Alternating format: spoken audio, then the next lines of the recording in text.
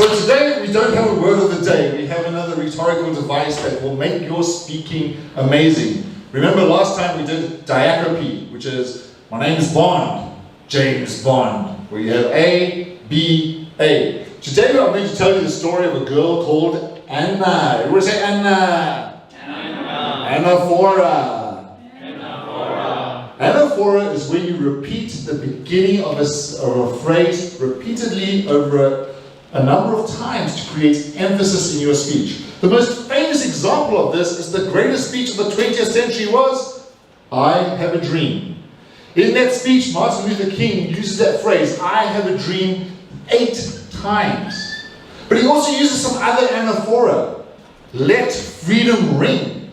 Goes like this. Let freedom ring from the prodigious hilltops of New Hampshire. Let freedom ring from the mighty mountains of New York. Let freedom ring from the heightened hills of Pennsylvania. Let freedom ring from, the curvaceous slopes of California. But not only that, let freedom ring from the stone mountain of Georgia. Let freedom ring from the lookout mountain of Tennessee. Let freedom ring from the hills and the molehills of Mississippi. From all the mountains all around, let freedom ring. That's not the only person who uses it. Winston Churchill used anaphora. We shall fight in France. We shall fight on the seas and on the oceans. We shall fight with increasing confidence in the air. We shall fight on the landing grounds, and we shall fight on the beaches. We shall fight in the fields and in the streets. We shall fight in the hills. We shall never surrender. We shall fight. We shall fight. We shall fight. And now I know what you're going to say. Paul, they're politicians. Steve Jobs, in the launch of the iPhone 7, what did he say? He said, we have the iPod. We have the mini iPod. We have the nano iPod. See, we have. Constant emphasis. He also used it in his Stanford University address where he said, our time is limited. Don't waste your time living other people's lives. Don't get stuck with dogma. Don't. What's the third one? I forgot the third one. It is don't do something else, right? 我也知道你这样打保了，这个是英文对不对？但是如果你想用中文，你也可以。比如说你要给一个演讲是台湾的好吃的东西，你可以说我很喜欢吃臭豆腐，我很喜欢吃葱油饼，我很喜欢麻婆豆腐，我很喜欢吃台湾的食物。People will remember. So every time you hear someone use anaphora today, and you can use it like this, I want you to put your hand in your heart and go, oh Anna. Oh, Anna. Anaphora was used by Steve Jobs. Anaphora was used by Winston Churchill. Anaphora was used by Martin Luther King. And anaphora was just used by me. Oh, Anna. Toastmasters of the day. So today we spoke earlier about anaphora. We spoke about how important it is to use that to create emphasis. There was one person who used it, and I asked him during intermission on the spot. Give it up to Davis. He used it about 10 times. Believe it or not, he pulled it into his speech. He did not prepare that. He just pulled it in on the moment. And that was really good. I'll give you some examples of where he used it. Sorry, I should be better prepared than this.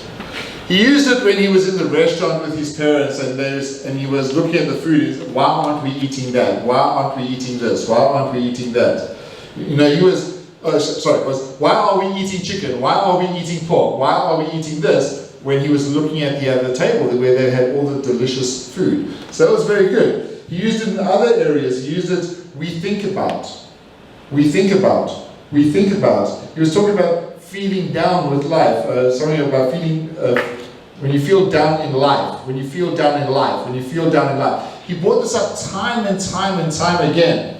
And it really created a stronger impression on the speech. So this is a very useful technique, and I'm glad at least one person tried to use it today. Now there were other opportunities to use it. Cindy, you had a great moment where you were talking about where you're talking about the guy and the gun, right? Your sister was a little bit frustrated with you. She's like, why did you talk to that guy? He might have had a gun, right? What if he had a gun, right? And that's the perfect place to use anaphora, because you could use this concept to actually take the human even deeper, right? You could have said, like, my sister said, what if he had a knife? What if he had a gun? What if he started to cry? You know, you could use anaphora to completely switch the equation and to just bring some surprise in there, right? But you did use anaphora a few times. You did use it once where you said, what if people don't like me? What if people don't want to talk to me? But you only did it twice. You should do it 3, 4, 5 times. Take it further. And then there was a further opportunity to use it where you were talking about what is the matter with me, with the way I look. But you should re-emphasize, what is the matter with me? What is the matter with the way I look? What is the matter? You know, and just creates that emphasis. So, but you did a good job on that. Patsy, you also had some moments where you could have used it very well. Where's Patty? Oh, there, right in front of me. Okay, you were talking about in the beginning when you were talking about, you know, they made you swim in the different styles, right? They made you swim crawl, head up. They made you swim like breaststroke, head up. All the different. But you just said, oh, they made us swim crawl, head up, breaststroke, head up, backstroke, breaststroke, everything. You could have like really drilled on that. They made us swim crawl with our head up. They made us swim breaststroke with our head up. They made us swim backstroke with our head up. They made us swim, you know how tired I was? Okay? You know, it just like really compounds one on the other. So there was a very good opportunity to use some anaphora in your speech as well. Cheryl, there were also some places where you could have used it. Sorry, I'm usually more organized. There were some places where you could have used it, especially towards the end of your speech, where you're talking about, do you want to become an influencer, a teacher, or something in your company on your stage 3 where you said, go far, right? You could have said, do you want to become an influencer? Do you want to become a teacher? Do you want to become a trainer? Do you want to become someone who matters in your company? And that's like just build. And I'm showing you all these examples so you can actually understand how effective this technique is. But as the language evaluator, I've shown the other speakers how they could improve, but it's really hard to show somebody like Davis how to improve his language, right? He's a native speaker.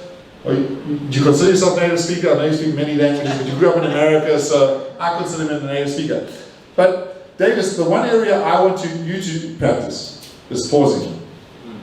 Now you did get the pausing right on the very critical parts where you're talking about the very difficult story. But in the beginning, your story was just, you know, we went to a restaurant and we sat down there and I looked there, what are they, why are we eating chicken? Why are we eating beef? Why are we eating pork? Why are we having that? And then we got up, we went out to the restaurant, then I went to high school, then I graduated from high school, then I went to college, and that's how the speech was going, right? You need to break it up, especially in an audience like this. I've had to learn this because I naturally speak quickly. And when you're speaking in Taiwan, you're speaking to predominantly second language speakers of English. If you want that message to get across, slow it down, pause. That's my only advice for you on the language. But otherwise, I think everybody really did a great job on the language today. And just remember, try and use these techniques in your next speech when you're writing them, prepare them. Try and use this idea of anaphora. I promise it will add strength to your speech. Jeremy Valera.